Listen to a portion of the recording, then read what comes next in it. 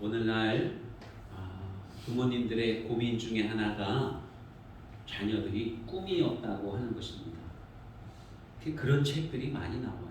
우리 아이가 꿈이 없어서 걱정이에요 하는 그런 책들이 많이 나오고 있습니다. 옛날에는 부모님들이 자녀들에게 물어보죠. 너는 장차 뭐가 되고 싶냐? 네 꿈이 뭐냐? 그러면 의사가 되고 싶어, 장군이 되고 싶어, 대통령이 되고 싶어, 사장님이 되고 싶어요. 기타 등등 여러 가지 꿈들을 이야기합니다. 그러면은 부모님은 그 이야기를 듣고는 허허 웃으면서 대견해하고 있죠. 근데 오늘날은 아이들에게 물어보면 그런 꿈을 이야기를 하지 않아요. 왜 그럴까요? 의사보다 지금이 더 좋거든요. 권력자들보다 지금이 더 좋거든요. 그 어떤 꿈을 이루었다고 하는 사람들보다 지금이 더 좋거든요. 왜냐하면 부모님이 다 해주니까. 그리고 우리의 앞길들을 잘 이렇게 이끌어주는 것 같으니까. 그래서 아이들이 꿈이 없는 거예요. 그래서 그러한 책에 이렇게 이야기를 합니다. 자녀들에게 꿈을 주기 위해서는 부모님이 먼저 변화되어야 된다는 거예요.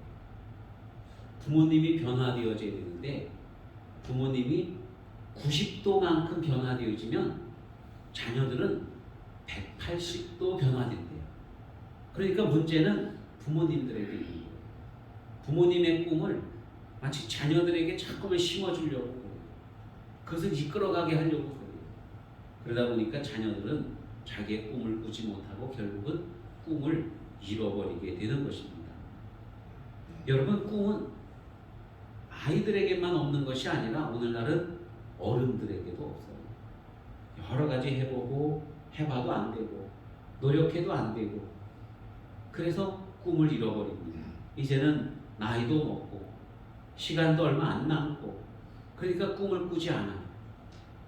그러나 여러분, 우리 하나님께서는 우리가 다 꿈꾸기를 원하시는 줄로 믿습니다. 꿈이라고 하는 것은 잠을 자다가 꾸는 개꿈을 말하는 게 아니라 하나님을 믿는 그 믿음 가운데서 소망을 갖는 것을 말하는 것입니다. 내가 이루고자 하는 그것을 하나님께서 우리에게 허락하신 거예요. 그것을 바라보면서 살아가는 것입니다. 그것을 이루기 위해 살아가는 거예요. 그러한 꿈, 그러한 소망을 여러분 갖기를 바랍니다. 그리고 그 꿈을 하나님의 은혜 가운데서 이루어 가시기를 축원합니다. 오늘날 코로나로 인해서 많은 어려움들을 다 당하고 있습니다.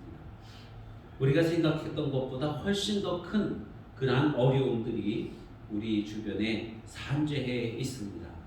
많은 피해가 있고 많은 고난들이 있어요. 건강적으로도 그렇고 경제적으로도 그렇고 사회적으로도 그래요. 가정적으로도 그렇고 신앙적으로도 많은 어려움들이 오늘날 우리에게 다가오고 있다고 하는 것입니다. 어떻게 할 방법이 없는 거예요. 그래서 사람은 우리 자신의 연약함을 깨닫고 겸손해지지 않을 수가 없는 것입니다. 만물의 영장이라고 하는 하나님께서 가장 귀하게 지음받은 우리 인간이 정말 눈에 보이지도 않는 그러한 그 미생물보다도 더 작은 바이러스, 그것 때문에 고난을 겪는 거예요. 그러니 여러분, 우리가 스스로 잘났다고 하지만, 스스로 뛰어나다고 하지만 우리가 얼마나 연약합니까? 사람이 그래서 다 겸손해지지 않을 수가 없는 것입니다. 이러한 상황 속에서 이 상황을 이겨내기 위해서 여러분, 우리가 무엇을 해야 될까요? 힘들다고 불평하고 절망하고 누군가를 원망하고 그래서 해결될 일들이 아니라고 하는 것입니다. 그러면 이 고난 속에서, 이 어려움들 속에서 우리가 해야 될 일은 뭘까요? 우리의 영적인 귀를 기울여서 하나님의 음성을 듣는 것입니다. 하나님은 이 어려움들을 통해서 우리에게 무엇을 말씀하고 계시는지 거기에 집중하는 겁니다. 판타지 소설인 나니아 연대기라고 하는 그 책을 쓴 사람이 C.S. 루이스라고 하는 사람입니다. 이분은 옥스퍼드 대학의 교수님이에요. 그리고 신앙입니다.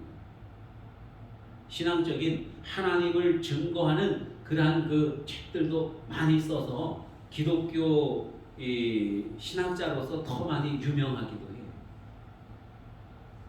이분이 사람들 앞에서 강연을 많이 합니다. 즉 설교를 하는 거예요. 그때 이런 이야기를 합니다. 하나님은 우리가 기쁠 때에는 속삭이시고 기분이 안 좋을 때에는 양심에 조용히 말씀하시지만 우리가 고통 중에 있을 때는 하나님께서는 고함을 치신다. 고통이라고 하는 것은 귀먹은 세상을 깨우기 위한 하나님의 메가폰이다. 이렇게 이야기를 합니다. 그러니까 고통을 당하는 것은 너희가 좀 돌이켜라. 일깨워라. 좀 깨어나서 뭔가 좀 알아라. 얼마나 위급한지를 좀 깨닫고 돌이켜라 하는 그런 하나님의 음성이라고 하는 거예요. 이분이 이 얘기를 할 때는 사실 큰 어떤 고통을 경험하지 않은 상태였습니다. 그냥 이론적으로 성경에 보니까 고통에 대해서 그렇게 말씀하고 있는 거예요. 그래서 그렇게 강연을 합니다. 그러다가 이분이 50이 넘어서 한 여인을 알게 되는데 그 여인은 조이라고 하는 여자 시인이 미국 사람입니다. 이 C.S. 루이스의 그러한 글들을 보고는 너무 감동을 해서 루이스에게 편지를 보냈어요. 아주 아름답게 편지를 보내고 그리고 그 편지가 인연이 되어서 미국에서 영국으로 이 루이스를 보기 위해서 옵니다. 그리고 거기서 인연이 맺어져요. 이 조이라고 하는 이 시인이 영국 사람이 아니기 때문에 비자가 만료돼서 미국으로 돌아가야 돼요. 근데 돌아가기 싫어요. 그래서 이 루이스가 이 여인하고 결혼을 합니다. 그냥 위장 결혼을 하는 거예요. 그래서 영국 사람을 만들어주고 영국에서 머물게 되죠. 그런데 위장 결혼을 했는데 이 여인이 그만 넘어지게 되고 병원에 가서 진단을 해보니까 골수암에 걸려 있는 거예요. 골수암에 걸려서 이제 시한부 생명을 살게 됩니다. 병원에 입원을 했어요. 그 암을 치료하는 과정 중에서 이 C.S. 루이스가 이 여인에 대한 사랑이 깊어지는 거예요. 옛날에는 이 여인이 그냥 영국에 머물기 하기 위해서 위장 결혼을 했었는데 법적으로 혼인신고만 하고 그리 했었는데 이 여인이 병원에 입원해서 투병을 하는 과정 중에서 사랑을 크게 느끼고 병원에 있으면서 진짜 결혼식을 하는 거예요. 그리고는 이 여인의 그 투병 생활하는 것을 옆에서 지켜보고 돌보면서 얼마나 정말로 많이 힘들까 그러한 생각을 합니다.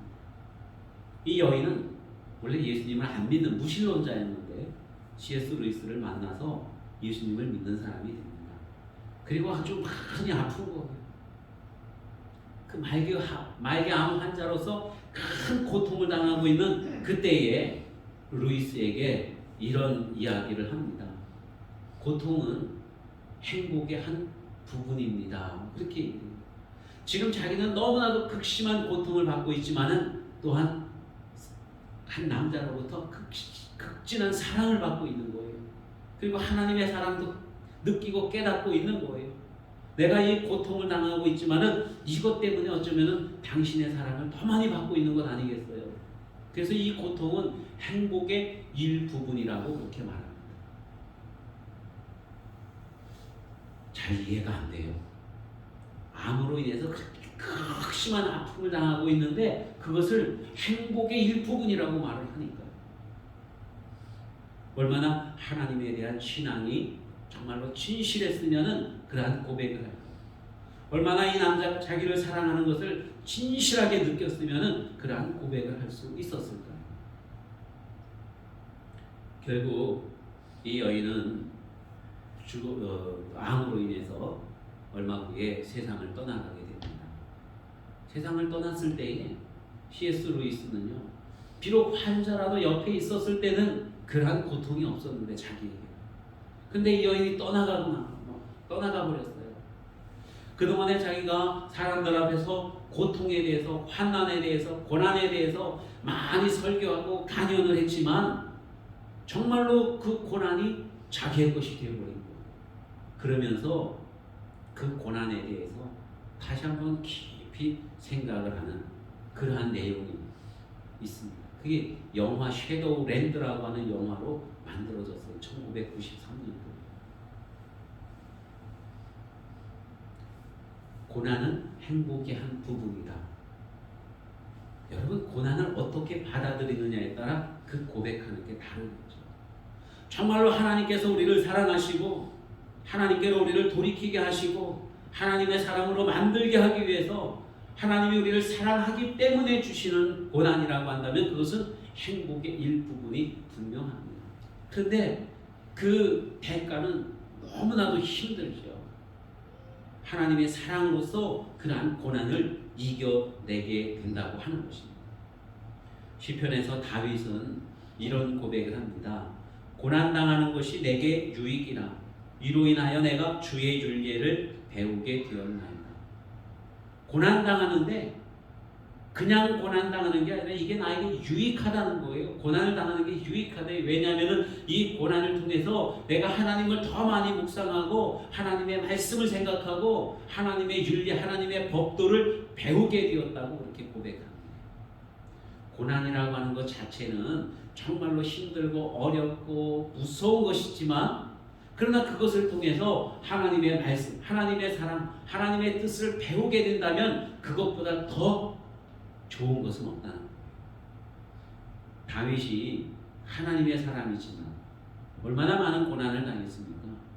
사울 왕에게 목숨의 위협을 받으면서 얼마나 많이 도망을 다니고 있었는지 몰라요. 아들에게 배신을 당하기도 했고요. 여러 가지 그런 고난들을 많이 당했습니다. 그런데 다윗은 그럴 때마다 하나님을 원망하지 않고 이것이 나에게 유익한 것입니다. 이것을 통해서 내가 하나님의 뜻을 알게 되었습니다. 하면서 그렇게 고백을 해요. 결국 고난이라고 하는 것은요, 우리에게 방향을 바꾸라고 하는 하나님의 말씀입니다. 마치 어린아이 하나가 굴러가는 공을 따라서 도로 한복판으로 가고 있어요. 저기서 자동차들이 몰려오고 있습니다. 그것을 보고 있는 부모는 어떻게 하겠어요? 얘야 이리 나와라 이러겠습니까? 크게 고함을 치는 것 아니겠어요? 비명을 지르면서 아이를 나오라고 놀래가지고 그러는 것 아니겠습니까? 여러분, 고난도 그와 같다는 거예요. 우리가 잘못된 길로 가고 있을 때, 우리가 정말 그릇된 길로 가고 하나님을 멀리 떠나가고 있을 때 하나님께서 우리를 붙들고 우리로 하여금 바른 생각을 하고 바른 삶을 살게 하기 위해서 하나님께서 우리에게 때로는 고난을 주신다고 하는 것입니다. 그래서 고난이라고 하는 것은 하나님의 크신 사랑의 표현이라고 하는 거예요. 우리 아이들이 어렸을 때 저희 아내가 이런 훈련을 시켰어요. 밥을 차리고 이렇게 하면은 이렇게 뜨거운 냄비도 있고 뚝배기도 있고 그러지 않습니까? 그러면은 만원한 보석이 손을 대다가 한 번에 거기다 대어주는 거예요. 얼마나 뜨거워요. 그럼 아이들이 뜨거워서 거기에 다시는 손을 안 대는 거예요. 조심조심 하는 거죠. 그 순간은 뜨겁지만은 그것으로 인해서 이것을 대면은 뜨겁고 아프고 화상을 입겠구나 하는 것을 알고 거기에 함부로 손을 안 대는 거예요. 우리에게 다가오는 고난들도 그렇다는 거예요. 하나님께서 우리로 하여금 돌이키게 하시는 거예요. 가던 길에서 돌이켜서 내게로 와라. 바라보던 그곳에서 고개를 돌려 나를 보아라. 바로 그 말씀을 하고 있는 것입니다. 바이러스가 왜 있을까요? 여러 가지 이유가 있을 것입니다. 중국에서 그랬는지 어디에서 그랬는지 원인들이 있겠지만 궁극적으로는 하나님께서 우리에게 음성을 들려주시는 거예요. 너희가 얼마나 교만했느냐? 과학이 발달하고 의학이 발달했다고 너희가 천년만년 살 것 같았지만 그러나 작은 바이러스 하나에도 맥을 못 추는 게 그게 인간이야. 나를 의지하지 아니하고는 아무것도 할 수 없는 거. 바로 그 말씀을 우리 하나님께서 우리에게 들려주고 계시는 것입니다. 그래서 이 고난이라고 하는 것은 하나님의 또 다른 사랑의 표현이라고 하는 거예요. 여러분, 고난은 우리에게 소망이 없는 사람에서 소망이 있는 사람으로의 변화를 이루는 것이 바로 고난이라고 하는 것입니다. 하나님께서는 그런데 아무에게나 고통, 고난 이러한 것들을 주시지 않아요. 무조건적으로 고난을 허락해 주시지 않습니다.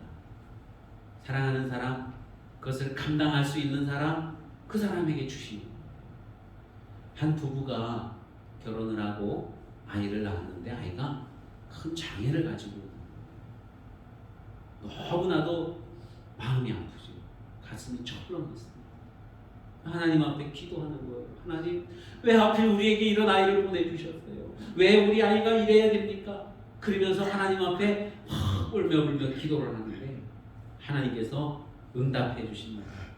얘들아, 내가 이 아이를 아름답게 기를 수 있는 가정을 한참이나 찾았다. 그리고 이제 찾아서 너희에게 보내주는 거야. 그런 음성을 들려주시는 거예요. 이 아이가 비록 장애이지만 이 아이를 정말로 훌륭한 사람으로 아름답게 사랑을 베풀면서 잘 양육할 수 있는 그러한 가정, 그게 바로 이 믿음의 가정이었던 것이죠. 감당할 수 있는 고난을 하나님께서 주시는 것이고 그것을 통해서 하나님께서는 더 큰 사랑을 느끼게 해주신다고 하는 것입니다.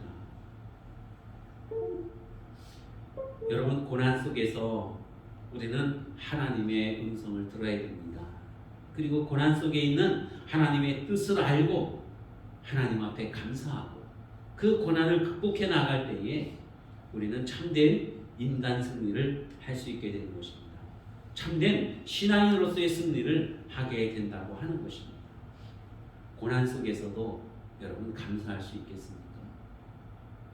우리가 주일날 예배를 드리는데 교인들이 정말 바이러스 때문에 흩어져 나와야 되고 믿음이 약한 분들은 아예 나오지도 않고 그렇지 않습니까? 이럴 때 우리가 어떤 반응을 보여야 될까요? 그냥 한숨만 내쉬고 그냥 속상해하고 투덜거리고 원망하고 그런 것은 전혀 유익이 되지 않는 거예요. 이러한 가운데서 우리는 하나님께서 우리에게 들려주시는 음성을 들어야 돼요. 우리가 정말로 평안할 때 얼마든지 복음을 증거하고 얼마든지 사랑을 베풀 수 있을 그때에 그리하지 못했던 것들에 대한 회개를 우리가 해야 되는 것이고 전도할 때에 전도할 수 있는 기회가 있을 때 마음껏 나가서 전도하지 못한 것에 대한 회개를 우리가 해야 되는 것이고 정말로 이러한 어려운 가운데서도 믿음을 가지고 주님 앞에 나와 예배드리는 우리의 지금의 이 모습에 대해서 또한 하나님 앞에 감사할 수 있는 것, 그게 바로 지금 하나님께서 우리에게 원하시는 모습이라고 하는 것입니다. 이러한 고난이 있을 때 그래서 정말 신앙인은 하나님 앞에 감사할 수 있는 것입니다. 오늘 성경 말씀에 보면은 환난 중에도 매우 즐거워한대요. 우리 3절과 4절을 읽어봤습니다. 다만이뿐 아니라 우리가 환난 중에도 즐거워하니 이는 환난은 인내를, 인내는 연단을, 연단은 소망을 이루는 줄 알미로다. 자, 이러한 마음가짐을 갖는 사람은 어떤 사람이냐면은 바로 믿음이 있는 사람이에요. 그 전에 보면은 1절과 2절 말씀에 보면은 믿음으로 말미암아서 우리 그리스도인들이 의로운 사람이 되었어요. 믿음으로 말미암아서 하나님의 은혜의 자리에 앉게 되었습니다. 믿음으로 말미암아서 하나님께서 우리에게 베풀어 주실 찬란한 영광을 우리가 바라볼 수 있게 되었어요. 그러한 사람들에게는 어려움이 와도 고통이 와도 환난이 와도 즐거워할 수 있다는 것입니다. 하나님께서는 우리의 어떤 삶의 공로, 업적 이런 것을 보지 아니하시고 오직 우리의 믿음을 보시는 거예요. 그 믿음은 하나님이 나의 주님이십니다. 나의 구원자이십니다. 나의 모든 것입니다. 그 고백을 하는 믿음을 의미해요. 그 믿음을 가진 사람은 의로운 사람이에요. 하나님과 하나가 되어질 수 있는 사람입니다. 그 믿음을 가진 사람은 하나님의 은혜 가운데 있어요. 다른 것 아니고 그 믿음으로 말미암아서 하나님의 자녀가 되거든요. 그 믿음을 가진 사람은 장차 하나님께서 우리에게 베풀어 주실 찬란한 영광, 그것을 바라보게 됩니다. 나는 이 세상에서 지금 고난을 당하고 살고 있지만은 그러나 죽으면 하나님 나라에 가는 거예요. 천국에 가는 거예요. 영생을 누리게 되는 것입니다. 더 이상 슬픔과 눈물과 아픔이 없는 그곳에서 영원한 삶을 살게 되는 거예요. 그게 바로 믿음이 있는 사람의 삶의 모습이지요. 그 사람은요, 오늘 성경 말씀에 보면은 환난 중에도 즐거워한다, 그렇게 말씀하고 있습니다. 여러분은 어떻습니까? 정말로 믿음이 있습니까? 이 세상 모든 것들이 다 떠나가고 아무것도 없어도 하나님만 계시면 정말로 행복하다고 그렇게 고백할 수 있습니까? 하박국 선지자는 외적들이 와서 모든 것들을 다 쓸어가 버렸어요. 허망합니다. 그러한 가운데도 이런 고백을 해요. 비록 무화과 나무가 무성치 못하며 포도나무에 열매가 없으며 감람나무에 소출이 없으며 밭에 식물이 없으며 우리의 양이 없으며 외양간에 소가 없을지라도 나는 여호와를 인하여 즐거워하며 나의 구원의 하나님을 인하여 기뻐하리로다. 농사를 열심히 지었는데 나무가 열매를 하나도 맺지를 않았어요. 열심히 가축을 길렀는데 도적들이 와서 다 빼앗아가 버렸어요. 건강도 잃어버렸어요. 그러한 가운데에도 정말로 하나님이 계시기 때문에 내가 믿는 그 믿음으로 인해서 기뻐하고 감사할 수 있는가 하는 것입니다. 우리 하나님께서는 그 무엇보다도 우리가 하나님과 그러한 관계를 갖기를 원하셔요. 하나님과의 관계. 여러분, 하나님과 온전한 관계 속에 있다고 한다면 환난이 와도 즐거워할 수 있다고 하는 것입니다. 그 믿음으로 말미암아서 정말로 장차 하나님께서 우리에게 주실 영광을 바라본다면, 그러한 믿음이 있다고 한다면 지금 고난을 당해도, 지금 나에게 어려움이 와도 즐거워할 수 있다는 거예요. 왜냐하면 이것은 잠시 잠깐 지나갈 것이고 나중에 찬란한 영광을 하나님께서 우리에게 주실 것을 믿기 때문에 그래요. 바이러스가 아무리 득세를 하고 세상을 두렵게 한다 할지라도요, 여러분, 우리의 결국은 뭐예요? 우리의 결국은 하나님 나라예요. 하나님의 집입니다. 질병도 없고 눈물도 없고 아픔도 없고 슬픔도 없고 전쟁도 없는, 가난함도 없는 그 하나님 나라에서 영원한 세상을 우리가 누리게 될 거예요. 그래서 지금 당하는 환난도 즐거워할 수 있는 거예요. 그런가 하면은 또한 여러분이 환난은요, 우리에게 정말로 유익을 주는 거예요. 어떤 유익을 줍니까? 오늘 본문 말씀해 보니까 다만 이뿐 아니라 우리가 환난 중에도 즐거워하나니 이는 환난은 인내로. 이 고난을 당하면서 우리의 믿음을 지키면 우리가 어떤 사람이 돼요? 참을성이 많은 사람이 됩니다. 우리의 목표치를 놓고 그것을 위해서 꾸준히 갈 수 있는 그 사람이 되는 거예요. 훈련을 하는 거예요. 훈련을 잘 받은 사람은요, 이루는 것이 많아요. 소망이 더 가깝습니다. 훈련을 많이 받은 사람은요, 목표를 이루기 위한 그러한 그 확률이 훨씬 더 높다는 거예요. 그래서 이 환난은 우리에게 인내를, 우리 참을성 있는 사람, 기다릴 수 있는 사람. 여러분, 사람들이 보면은 뭔가를 해놓고 기다리지 못해서 실패하는 사람들이 굉장히 많아요. 막 조급성 때문에, 조급함 때문에. 요즘 보니까 사람들이 주식을 많이 사더라고요. 부동산을 나라에서 꽉 묶어 놓으니까 그 돈을 어디다가 투자해야 될지를 몰라가지고 그러다가 주식에 투자를 많이 해요.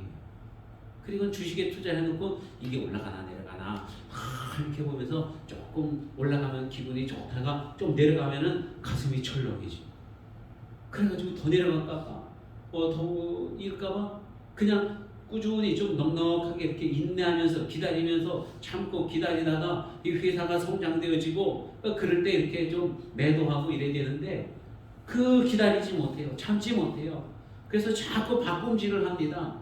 그러다 보면은 한번 바꿀 때마다 여러분 거기에서 수수료도 나가고 뭐도 나가고, 그래서 결국은 주식을 해서 성공한 사람 별로 없다 그러죠. 기다리지 못해서 그래요. 여러분, 그런가 하면은 인내는 또한 우리에게 연단을 가져다 준다고 그렇게 말합니다. 어려움이 왔을 때 꼭 참으면서 고통을 견디는 것은요, 우리로 하여금 단단한 사람이 되게 하는 거예요. 능력 있는 사람이 되게 하는 것입니다. 힘이 있는 사람이 되게 하는 거예요. 뭐 선수들이 뭐 격투기 선수라든가 축구 선수라든가 이 모든 선수들이 그 능력이 있지 않습니까? 여러분, 그 능력이 괜히 생기는 게 아니죠. 물론 어떤 사람은 좀 이렇게 선천적으로 이 자질이 있는 사람이 있습니다. 소질이 있는 사람이 있어요. 그런데 아무리 소질이 있어도 훈련하지 않으면은 그 능력에는 한계가 있다는 것입니다. 그래서 훈련을 해야 돼요. 연단을 해야 됩니다. 그러면 강한 사람, 뭔가를 이룰 수 있는 그러한 사람이 되어지는 거예요. 우리의 신앙에도 연단이 필요한 거예요. 이 연단을 해서 신앙적으로 강한 사람이 되었을 때에 어떠한 위협과 어떠한 유혹이 와도 다 이겨낼 수 있고 승리하는 그리스도인이 될 수 있는 것입니다. 그러면 이 연단은 무엇을 낳아요? 소망을 이루게 한다. 그렇게 말씀합니다. 소망, 꿈. 그야말로 꿈. 여러분, 이 꿈은 허공에 꾸는 꿈이 아니라 우리의 목표치를 의미해요. 하나님께서 나에게 주신 비전을 의미합니다. 우리 하나님께서 나에게 어떤 비전을 주셨어요? 우리 교회에 어떤 비전을 주셨습니까?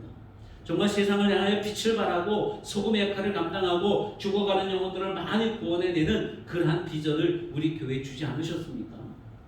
이것을 이루기 위해서는 이런 연단, 인내, 이것이 필요하다는 거예요. 때때로 환난, 환난과 또 그것을 통한 인내와 견뎌내면서 연단이 되어지고 그러면서 교회가 다져지고 굳건해지고 하나님께서 우리에게 주신 그 비전을 이루어가게 된다고 하는 것입니다.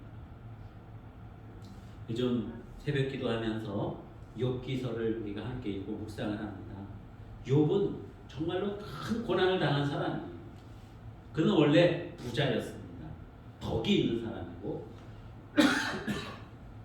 많은 사람들에게 존경을 받는 그러한 사람이었습니다. 그런데 어느 날 강도들이 와서 그 모든 가축들을 다 뺏어갔어요. 어느 날 바람이 불어와서 자기 10명의 자녀들이 있었는데 한순간에 다 죽어버리고 말았습니다. 집이 무너져가지고 거기에다가 욥 자기 자신도 병에 걸렸어요. 아내가 하나님을 원망하고 나가 죽어라 저주를 할 정도로 그렇게 극심한 고통 가운데 있습니다. 누군가 와서 위로해줘야 되는데 친구들이 위로해주러 왔다가 그 모습을 보고는 이거는 위로로 될 게 아닌 거예요. 이 꼴을 보니까 이 사람이 엄청난 죄를 지은 것 같아요. 네가 죄를 지었으니까 이런 어려움을 당하지 정죄하는 거예요. 그러니까 아픈 상처를 더 후벼 파는 겁니다. 고통이 더 깊어지고 있죠. 극심한 고통 가운데서 욥이 이런 고백을 합니다. 23장 욥기서 23장 10절에 보면은 그러나 내가 가는 길을 그가 아시나니 그가 나를 단련하신 후에는 내가 순금같이 되어 나오리라. 내가 지금 이런 고난 당하는 거 하나님이 다 알고 계시다는 거예요.